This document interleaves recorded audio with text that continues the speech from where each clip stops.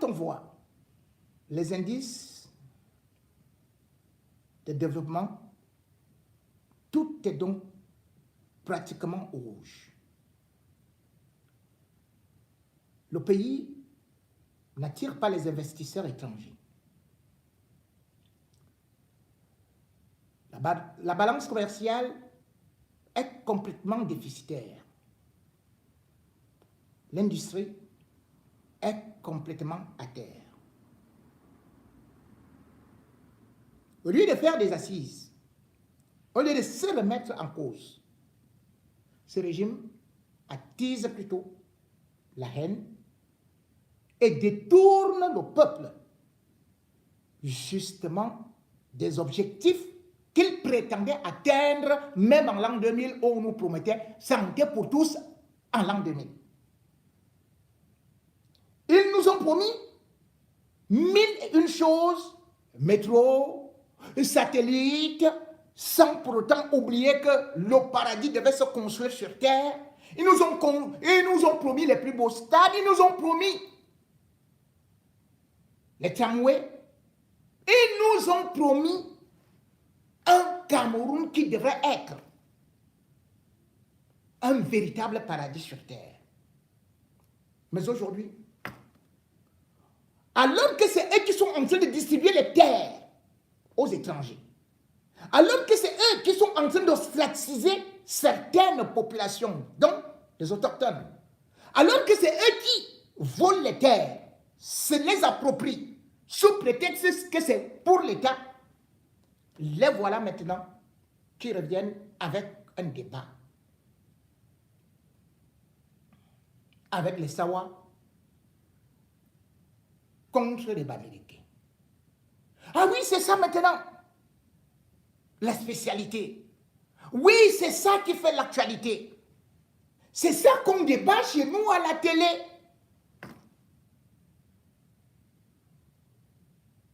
Dangote est arrivé à Douala.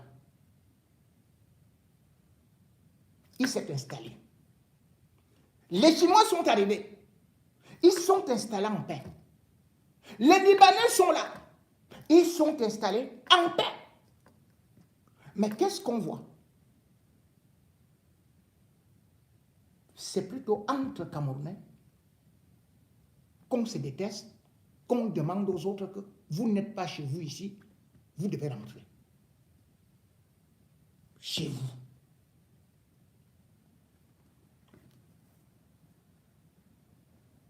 Petit à petit,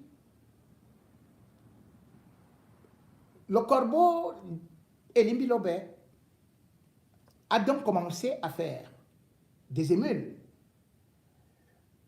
On se demandait pourquoi est-ce qu'il n'était pas inquiété.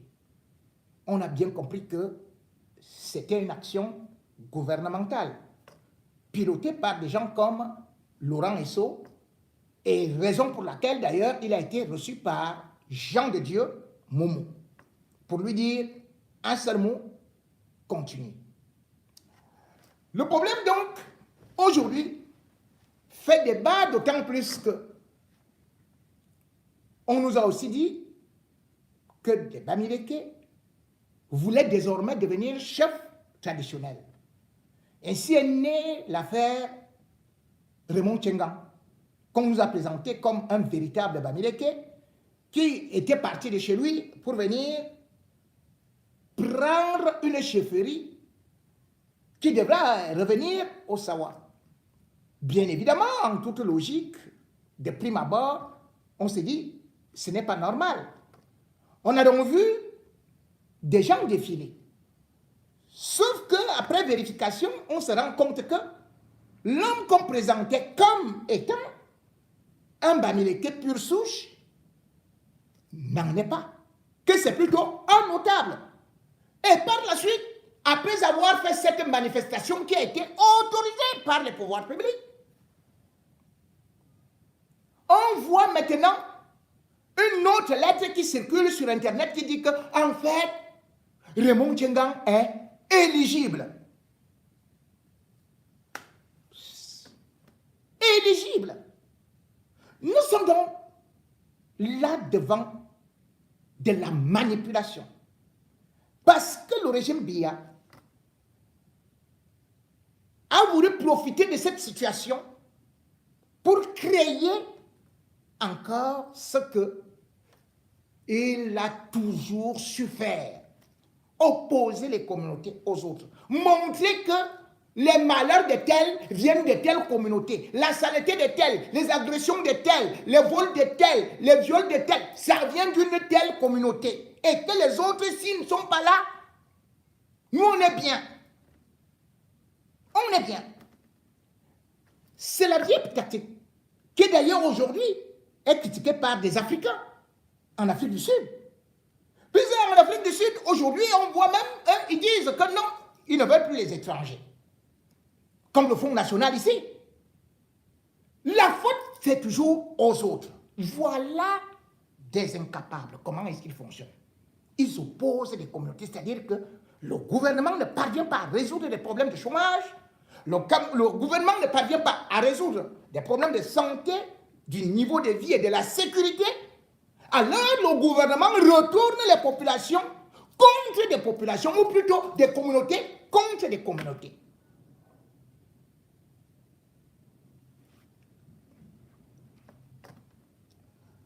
Problème, lorsqu'on se lance dans ces guerres communautaires, on se fragilise plutôt. Parce que finalement, on se rendra compte que, après avoir chassé tel de son village, on se rendra compte que l'électricité ne viendra pas seule. Les salaires ne viendront pas, n'augmenteront pas. Les emplois ne seront pas créés. Puisqu'aujourd'hui, l'État du Cameroun ne parvient même pas à recruter ne serait-ce que des docteurs, des titulaires de master. Ils sont aujourd'hui des benskinners. Faut-il donc reprocher à un étranger de faire le benskin, de vendre des maïs, de se débrouiller dans la vie? Peut-on donc dire à certains qui sont étrangers, alors qu'on leur a vendu du terrain, leur a-t-on offert des maisons? Leur a-t-on offert du poisson gratuitement? Leur a-t-on offert des véhicules? Non. Ils ont parfois acquis cela à la sueur de leur front. Cependant, il ne faut non plus faire de l'amalgame, dans la mesure où on ne peut pas quitter de tels pour devenir chef de village dans tel ou tel autre village. Puisque, bien évidemment, selon les coutumes, eh bien, il faudrait que le chef soit un descendant d'eux. Ainsi de suite. Dans ce débat, donc, il n'y a pas que Momo, qui d'ailleurs avait déjà eu à faire des reproches à des Bamileke, parce qu'il voulait bien se faire voir. Et il y a encore d'autres qui sortent et qui, aujourd'hui, disent tout simplement que les Bamileke ne devraient pas chercher à être chef à Douala. Finalement, on ne comprend même plus de quoi est-ce qu'il s'agit. Puisqu'au départ, on a entendu Elie Melobe dire que les postes électifs devaient plutôt revenir seulement au Sawa. C'est lui qui l'a dit. Comment peut-on faire dans une république que les postes nominatifs ou électifs reviennent tout simplement aux autochtones et non aux allogènes? Dans ce qu'on va créer, les États dans les États. Puisque chaque communauté va se claquemurer chez elle et va demander à tous les autres que rentrez chez vous, nous on veut nos préfets, nous on veut nos gouverneurs, nous on veut nos députés, nous on veut nos maires, nous on veut ceci et cela.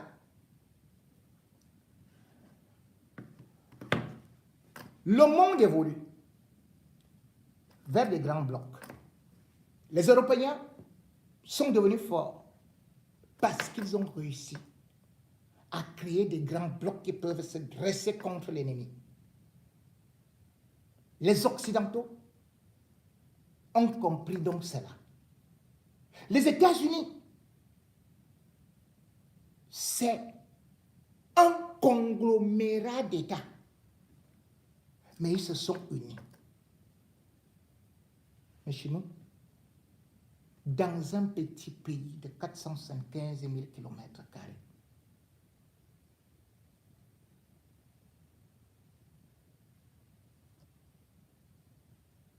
on ne parvient pas à vivre ensemble. On se déteste. On déteste l'autre. On voit que c'est l'autre qui est le diable. La faute à qui?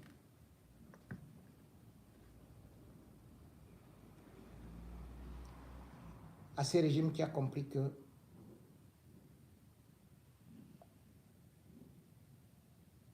pour mieux diviser les Camerounais,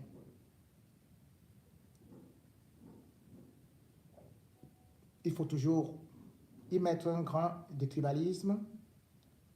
Et après cela, on leur dit, c'est l'autre qui vous veut du mal.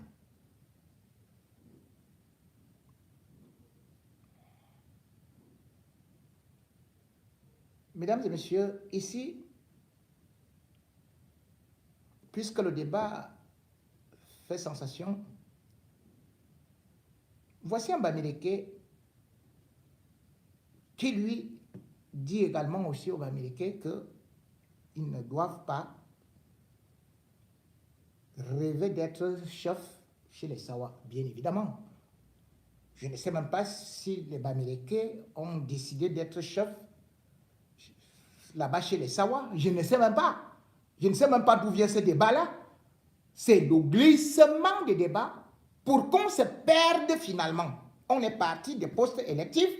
Maintenant, on est dans des histoires de chefs de village, de chefs de quartier et tout de chefs de communauté. Un Sawa ne peut jamais, je dis bien à grand jamais, être chef d'un quartier de Bamanté. Jamais de la vie. Je ne vous demande pas, je vous informe qu'à grand jamais, un Bassa ne peut jamais être chef d'un quartier à Bafoussam. Un Gouat ne peut jamais être chef d'un quartier à Bafoussam. Un Bo ne peut jamais être chef d'un quartier à Bafoussam. Jamais de la vie. Pourquoi les Sawa aujourd'hui vous disent qu'ils ne veulent pas qu'un Bamileke soit chef d'un quartier à Douala et ça vous énerve? Pourquoi nous les Bamileke ça nous énerve? Pourquoi ça nous énerve nous les Bamileke? Je vois les vidéos partout sur les réseaux sociaux. Les gens disent que c'est le tribalisme. Avant que Douala ne soit la deuxième ville du Cameroun, c'est le village des gens. Ce n'est pas parce que tu es venu t'installer dans un village que tu vas penser que ce village-là t'appartient. Bafoussam a ses autochtones. Douala a les autochtones. Il y a les autochtones de Douala. On les appelle les Sawa. Les Sawa n'ont empêché personne de s'installer à Douala. Ils n'empêchent personne de vivre à Douala. Ils disent que les postes traditionnels appartiennent aux Djinfi Sawa. Et ils ont totalement raison. Je suis d'accord avec eux. Moi-même, je suis Bangoua. Je ne peux pas aller dans mon village. Je pars dans un quartier. Je vois que c'est un étranger qui est chef là-bas. Moi-même, pas je vais être content. Non. Je ne veux pas être content. Remettons à César ce qui appartient à César. Moi-même, je suis 100% Bamileke. Donc ça n'a rien à voir avec le tribalisme. Les Sawa ont raison. Ils ont fait la manifestation. Ils disent qu'un étranger ne doit pas être chef chez eux. C'est normal. Tu peux venir à toi là, tu t'installes, tu achètes ton terrain, tu construis, tu fais ta maison, tu fais tes affaires. Ils n'ont aucun problème. La chefferie là-bas, c'est pour les Sawa. On se dit la vérité. Toi, Bamileke, tu veux être chef chez les Sawa. Et tu veux que les Sawa soient contents. Arrêtons aussi souvent les choses là, mon frère. Bon.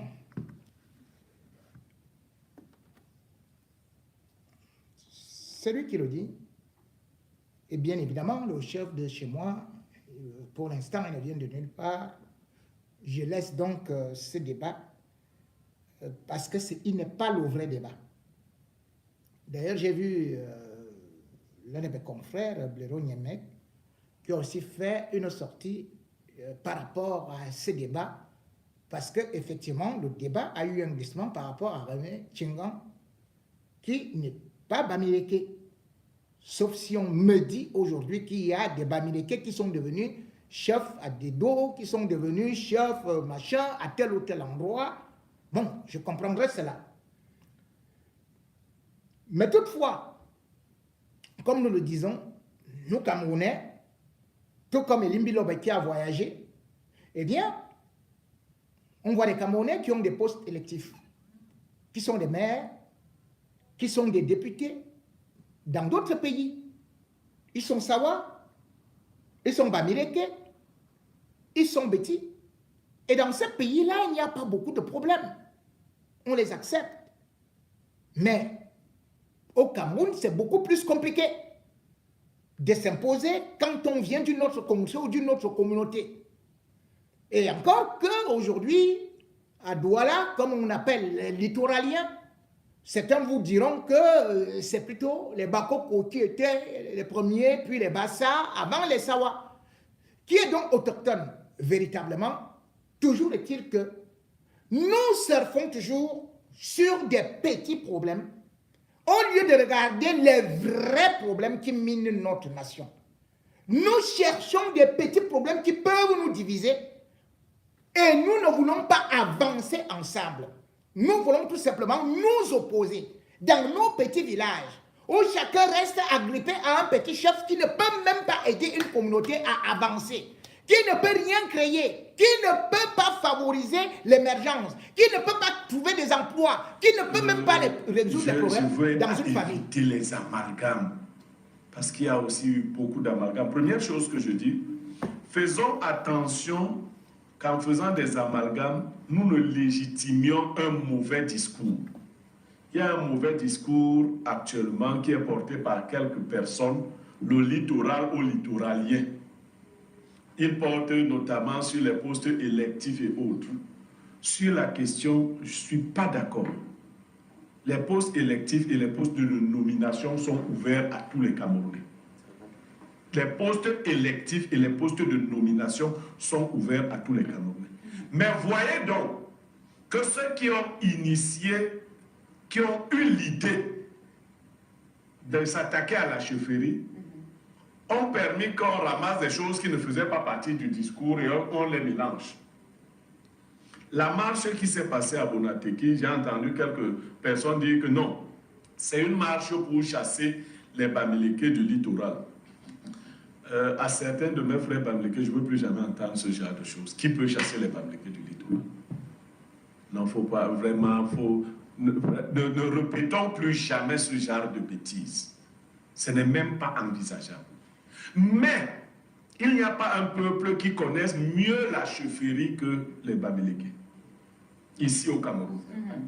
C'est-à-dire que chez les Bamileke, parmi les enfants du chef, ceux qui ne sont pas nés au palais ne peuvent pas aspirer à la chefferie. Étant les enfants du même chef, c'est-à-dire que si tu es né, ta mère t'a accouché hors du Lakam, tu ne peux plus aspirer à la chefferie. C'est l'enfant qui est né au Lakam qui a... C'est pas incroyable, c'est bon à savoir. Vous comprenez ça? Donc, quelqu'un ne peut pas si bien connaître une chose et aller s'amuser. Chez les Bamileke, si tu as volé la chefferie, elle va t'emporter.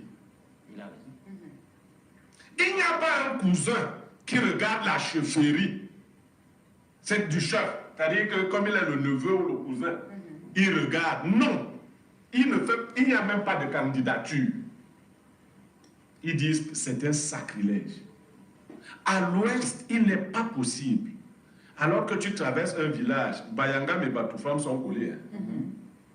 Quand Bayangam rêve un jour s'approcher de la chefferie Batoufam,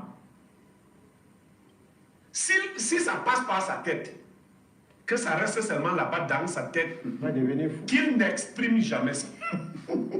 Voilà comment l'Ouest est organisé. Je refuse donc clairement qu'un fils de l'Ouest, étant bien au fait de ces réalités-là, aille ailleurs, commencer à imaginer la chefferie d'un village. J'aurais appris qu'il est du Cam, non? Non. À combien? Non, ce n'est même pas l'individu dont on a parlé. Lui, il s'est désisté. Que quelqu'un d'autre, nous sommes, parce que je sors en vous expliquant, Douala a des cantons Bassa, les cantons Bakoko et les cantons Douala. Il faut que vous sachiez, voilà les trois autochtones. Le plus grand nombre de cantons se trouve chez les Douala. Les premiers à occuper Douala, c'est les Bakoko, parmi les populations camerounaises actuelles. Les deuxièmes, c'est les Bassa. Les troisièmes, c'est les Douala. Mais ceux qui ont le plus d'espace à Douala, c'est les Douala. Un Bassa du canton Bassa ne peut pas aller observer, parce que ce n'est pas une affaire de Bamileke. Les Bassa ont voulu mettre la statue de Ruben Oumyobe dans un canton Douala. Ruben Oumyobe qui est pour tous les Camerounais, qui est Bassa, et donc les Bassa sont aussi originaires de Douala. Les Douala leur ont dit non, non, non, non, placez pas ça là. Vous avez les cantons Bassa. Allez placer ça. Nous aussi, on a des chefs Douala. Comprenez, non, et ce n'est pas mauvais. Comprenez donc. Non, tu ne peux pas prendre. Moi, je suis l'ami du roi Sokoudjou. Mais tu ne peux pas prendre la statue d'un autre roi, je ne sais pas. Tu pars à Bamundjou. Dire que tu es venu placer la statue d'un autre roi là où il y en a un. Vous comprenez? Oui. Donc, cette question, arrêtons de faire. Parce que j'ai suivi l'une de mes petites sœurs, grande influenceuse, dit oh, j'entends que vous refusez qu'un Bamileke soit chef à Douala. Ici à Paris, les Camerounais sont maires. Bon, vous voyez donc, c'est ça que j'appelle l'amalgame. La mairie, les Bamileke ont déjà été maires à Douala fatigués. C'est deux choses différentes. Voilà! Vous voyez un peu comment la même préfet en France. Est-ce que vous voyez l'inférence? Quelqu'un qui vous refusez qu'il y ait un chef Bamileke à Douala, alors qu'il y a des maires non français, non originaires de l'Afrique en France. Il y a déjà eu des dizaines de maires Bamileke à Douala. Il y a même un préfet. Personne ne le connaît. Le sous-préfet de Douala premier est un Bamileke. C'est les postes de nomination, rien à voir. Mais l'idée de la chefferie traditionnelle, troisième, deuxième, premier degré, ni sur cette terre-ci, ni sur les terres à venir, surtout pour ceux qui maîtrisent le mieux que tous les autres Camerounais. Je vous dis seulement, je sors par là. Est-ce qu'un gars Bamileke qui est de l'Ouest peut aller dans le Noun chercher la chefferie? Dans le Noun qui est son voisin.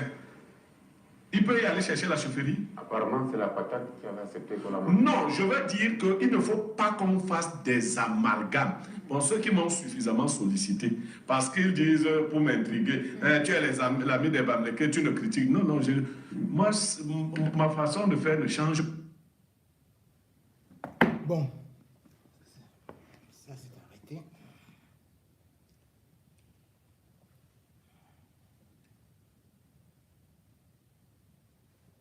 Raisonnable,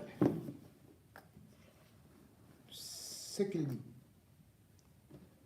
Mais je ne peux pas me permettre de mettre certains discours de haine, des discours incendiaires dans mon live, parce que ce serait faire honneur à cela. Ce serait les encourager dans la bêtise. Parce que quand j'écoute certains discours, qu'ils viennent de certains extrémistes aussi Bamileke, ou encore de certains couillons et Kambeti, ou même Sawa, j'ai la chair de poule. J'ai même honte, j'ai des nausées. Parce que ces discours haineux, bien évidemment, ne peuvent venir que de quelques nigauds, de quelques idiots qui ne connaissent pas les enjeux de ces régimes qui aiment la manipulation. Ces régimes aiment le sang. Ces régimes aiment opposer les Camerounais aux Camerounais. Et c'est pour cela que ceux qui sont encore là et qui croient que la terre est à eux, qui réfléchissent un peu comme Manu Dibango. qui réfléchissent un peu, comme Eboalotin. Ou Eboalotin, ça dépend. Que la terre ne t'appartient pas.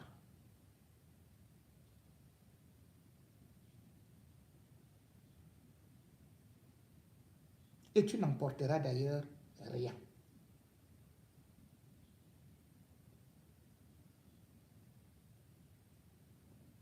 Nous n'avons pas créé la terre.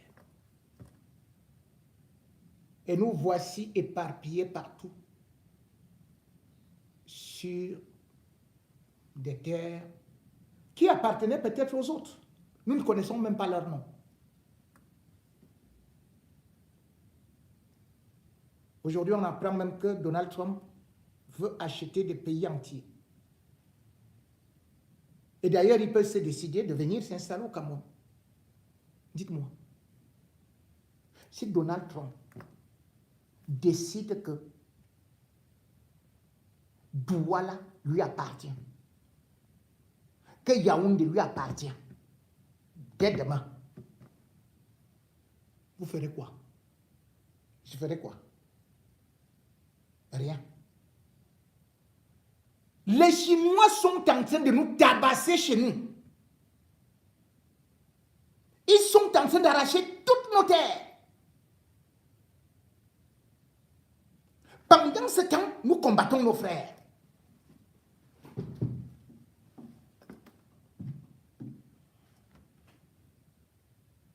L'ennemi fait venir ses frères. Au départ, on nous disait que c'est le donnant-donnant. C'est nous qui avons applaudi. Nous applaudissons même, nous demandons même aux Russes de venir s'installer au pays. Voilà ce que beaucoup de panafricanistes disent. Hein. Ils veulent la Russie. Dites-moi, les Russes sont vos frères. Les Américains sont vos frères. Voilà maintenant que Donald Trump déverse des bandits dans nos pays. Paul Biya les prend calmement, encaisse quelques millions. On ne sait même pas ce qu'ils viennent faire. Rappelez-vous qu'il y avait aussi les Indiens aux États-Unis. Les Européens sont arrivés là-bas. Est-ce que les Indiens ont encore la parole?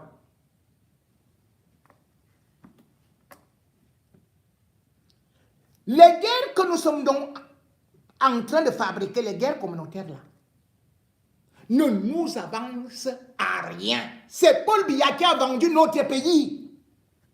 C'est le régime Biya qui fait venir des étrangers pour piller notre pays.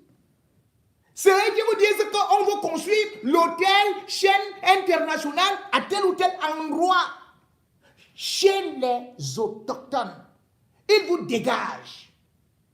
Et par la suite, ils prennent vos terres et les revendent. Regardez le stade Olembe. Les populations de là-bas, les Ewondo, ont perdu leurs terres.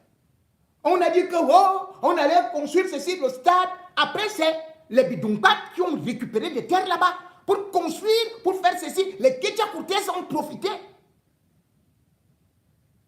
Les autochtones d'Olembe n'ont pas été dédommagés.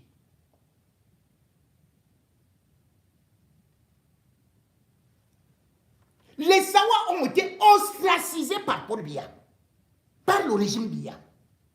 Les terres des Sawa sont pillées par le régime Biya, qui ne nomment même pas un Sawa, même au port, même pas une fois.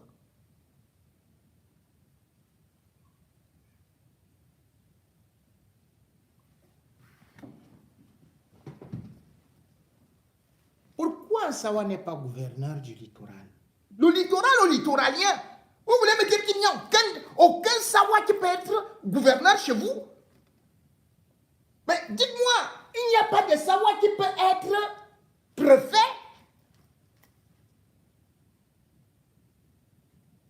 C'est toujours le même Laurent Esso, et tout. Les mêmes gens qui sont déjà finis, qui n'ont jamais rien donné au peuple Sawa. C'est toujours eux qu'on cite. C'est toujours eux qui vous poussent à aller faire ceci, à aller faire cela. Alors qu'ils ne vous ont rien apporté. Ils n'ont fait que vendre le pays aux intérêts étrangers.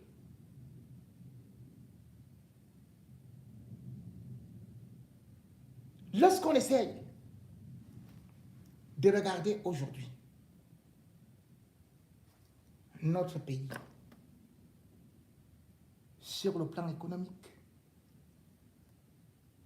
la capitale économique ressemble à quoi? À une ville en guerre. Il n'y a pas de route, il n'y a pas de sécurité. Il n'y a pas de plan d'urbanisation. Il n'y a pas d'avenir. Douala était beau. On a retiré les services qui étaient à Douala pour qu'on transforme Douala en une capitale de bandits. Tout a été reconcentré à Yaoundé.